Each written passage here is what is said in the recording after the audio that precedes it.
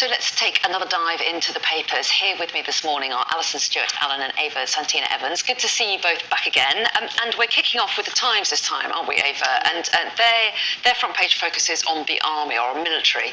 Yeah, so this is European generals have questioned whether Britain can still be a top fighting force, because new analysis has said that there's going to be fewer than 70,000 soldiers available in the next couple of years. Is that the reason the number's going down? Is that policy, or is it just that they can't recruit people? Well, apparently it's a lot to do with recruitment. So recruitment has been outsourced to a company called Capita, and Mark Francois, who's the chair of the Defence Select Committee, has said that they should have their funding taken away. They were just given another £140 million grant, and he's arguing that they shouldn't have had that because recruitment's down. But what's interesting about this is the focus on European generals being upset by this news. But the NATO budget, or the NATO benchmark for defence spending, is 2%, and I think that there are only 3 countries in Europe who actually spend over 2%. I think that's Poland, Estonia, and the UK. If you look around Europe, Germany is spending about 1.3% of their GDP on defence. So, if anything, I mean, top fighting force. Okay, so perhaps we might not have the numbers to put boots on the ground, but I would say that the country can still defend itself, which is what NATO's benchmark is for participating in the union. And also a lot of this is intelligence now. You're fighting with intelligence, and so you might not necessarily need boots on the ground, but you need people fighting, online. I mean, Lord Dannatt, former head of the army, has written for the Times as well, and he's talked about the deterrent effect, apart from anything else, just saying if you look like a big fighting force, you're less likely to be under attack, and said there are lots of warnings there. And he talks about the recruitment thing and says you need to pay people more. You need to give them better conditions to try to attract people to the forces. That's some of his points he's making. Yeah, although increasingly these tussles or geopolitical disagreements play out online. So cyber is where they're spending a whole lot of money. Yeah. BAE Systems and other players like this are, recruiting every graduate they can get their hands on that has any capability in the AI space and cyber. Yeah, cyber warfare, a very big issue. Yeah. Alison, take us to the front page of the Daily Express. Yeah. This is another appeal from Esther Rantzen. It is. So Esther Rantzen herself, unfortunately, has been diagnosed with lung cancer.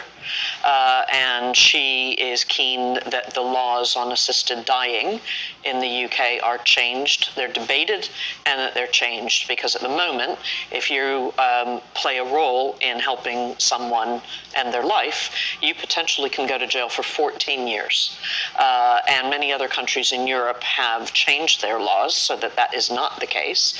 And she is hoping that debate and change of law happens here. So she has launched a petition. She so far has had 71,000 members of the public sign this, but as soon as you get to 100,000, that triggers a debate in the Commons about the law, and that's really what she's pushing for, is not just the debate, but ultimately to change the law so that it's a bit more modern. Especially with an aging population here in the UK, obviously continental Europe, the Netherlands in particular was ahead of the pack in passing legislation that removed convictions for those that assist people that want to end their lives because they have terminal conditions. And she is an extraordinary woman, isn't she? She spent her life kind of campaigning for different causes and standing up for groups of people. And even when she's facing this diagnosis, she's still fighting, isn't she? Yeah. And she has really kind of opened up a debate. Lots of politicians have got involved and expressed sympathy with her views. But there are still going to be some people that say they worry about a law like this, that there'll be some people who feel pressurised to end their lives before they actually feel comfortable doing so. Yeah. Any time that this has come up in Parliament, and I think the last time was in a Westminster Hall debate, which is not quite in the main House of Commons, it's an adjacent hall. The concern is coercion or pushing your older relatives into taking this assisted suicide. I mean, I don't know how you combat that. I don't know what the figures are for countries that do have assisted dying, but also how would you quantify that? Yeah. So it's a debate that needs to happen anyway. It is. People feel very strongly about it. Generally, don't they? Move on to The Guardian, and Ava, their lead story, they claim it as an exclusive, and it's all to do with green laws. Yeah, so this is part of the retained EU law bill where we're scrubbing off EU laws that we had. So post Brexit, we're now sovereign and we're now commanded by our own laws. This is now affecting green policy. So the Guardian have found that water in Britain will be dirtier than in the EU. There'll be more pesticides in Britain's soil, and there's a big concern about what chemicals companies are allowed to keep pumping out. So the EU have tightened regulations on what is safe for the environment and what isn't. And apparently, if we get rid of this law, when it's lost in this EU retained bill, that means that we will be less green. This will be a big story for Michael Gove. Michael Gove has long fought against peat, and he's very interested in ground soil and what chemicals we're putting into the earth. So it'll be interesting to see over the next week if he has anything to say on it. Is it the case that they get rid of the laws and then introduce other ones that perhaps introduce different standards or new standards or the same standards? I mean, is there sort of a hiatus while you're waiting for different regulations to come in? So what has been happening over the past couple of years is sort of a copy and paste system. So you're just basically transitioning the law, but you're bringing it under the guise of the UK. But however, because this is regulations that have come in the past couple of years in the EU, it wouldn't be something we already had in place, so it would naturally translate over, and that's what the issue is. So it'd be interesting to see what does get done about that. Yeah. Alison, Fujitsu. Yeah. Under the spotlight because of the post office scandal. Yep. And we saw an executive in the inquiry yesterday. Yes, exactly. So this is an article in the FT, I should say. correct. Yeah, that's okay.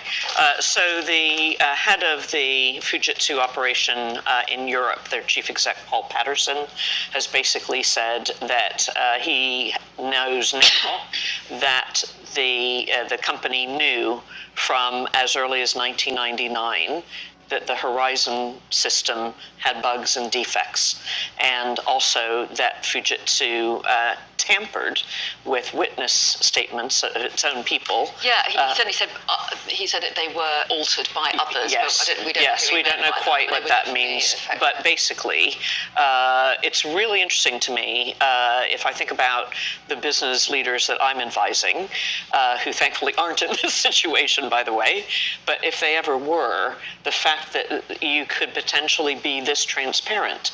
Now, Mr. Patterson has license to be this transparent because he's new.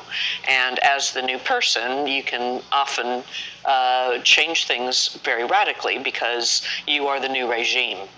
And it's very clear to me in reading this and other stories about what Fujitsu is trying to do that he's taking full advantage of the fact that the company is in deep trouble.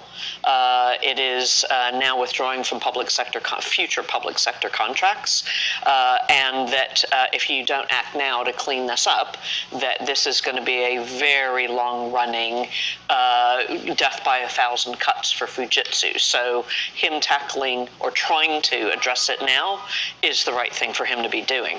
Yeah, and as we say, a lot of heat on them at the moment with that inquiry ongoing. Yep. We've just got a minute, but let's, Ava, go to the Eyes front page because they've got a poll about the Rwanda policy. Yeah, so this is the news that only 1 in 5 voters think that Sunak's Rwanda plan will ever come to fruition. So only 1 in 5 people think that anyone will actually be put onto a plane. Now, that's interesting because this week, during the big furore in Parliament over the third reading of the Rwanda bill, Rishi Sunak was asked repeatedly, will anyone be put onto a plane before the election? And he couldn't give an answer. So, actually 1 in 5 is probably a little bit generous. Also, another 1 in 5 believe the policy will deter Channel small boat crossings. So that means that, 4 in 5 don't think it will have any effect. Now, you've got to remember, this is a £400 million policy we're now looking at. So, if no one actually thinks it's going to work, is it really worth the time? Well, yeah, and no doubt the debate about all of this policy will carry on, and while we wait to see whether a flight will take off, obviously it's going to go through the Lords first, and it may hit a few issues there as well, mightn't it? I think we're out of time. Are we out of time? Yeah, we're out of time. But you're back in the next hour. We are. Fantastic. Alison and Ava, thanks very much indeed. Thank you. See you in an hour's time. Right now, though, we're going to take a look at the weather.